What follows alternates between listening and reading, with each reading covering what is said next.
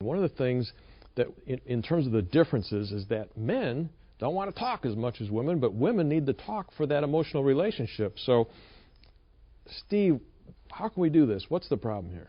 Well, we are wired differently. You know, women do have a larger word count need than men do, just to begin with. And I know many times my wife will say to me, I need to just get my word count in before we do anything else. And so that's just a nice way to invite me to listen and shut up. But it's true, we are wired differently. Us men, we many times have a lot of opportunities to share and talk about things all day long.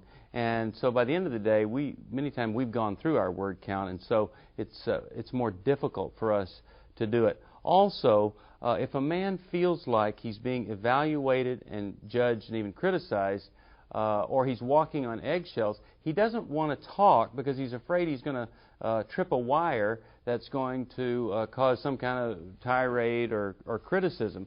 So he kind of holds back. A woman needs to make a place safe for a man to share, and she also needs to ask him open-ended questions and find things of interest for him to get him in the habit of talking. A lot of times women complain about us men, but a woman has shut the man down. So if that's the dynamic in your marriage, as a woman, you need to ask yourself, have I shut him down?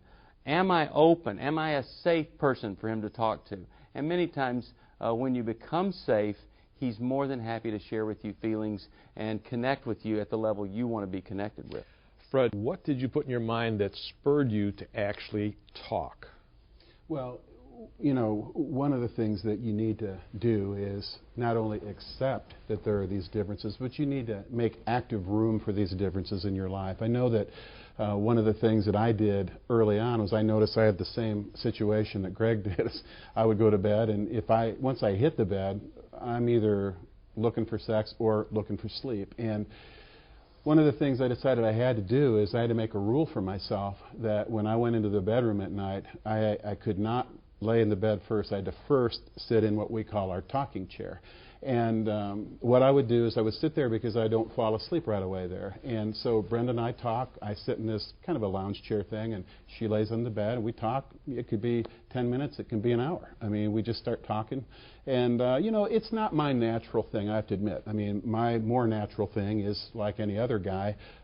She's getting ready for bed, and she's bending over, brushing her teeth. She looks pretty good from behind, and, you know, I'm thinking about sex. But one of the things I found is that, look, if I have this difference in me that I'm more interested in sex than in hugging and talking, I better find a way to make sure that hugging and talking is going to happen for her sake. Now, the next thing I would say is, okay, do you think that makes it easier for her then to offer her body to me when I've made room for her and I'm connecting with her emotionally?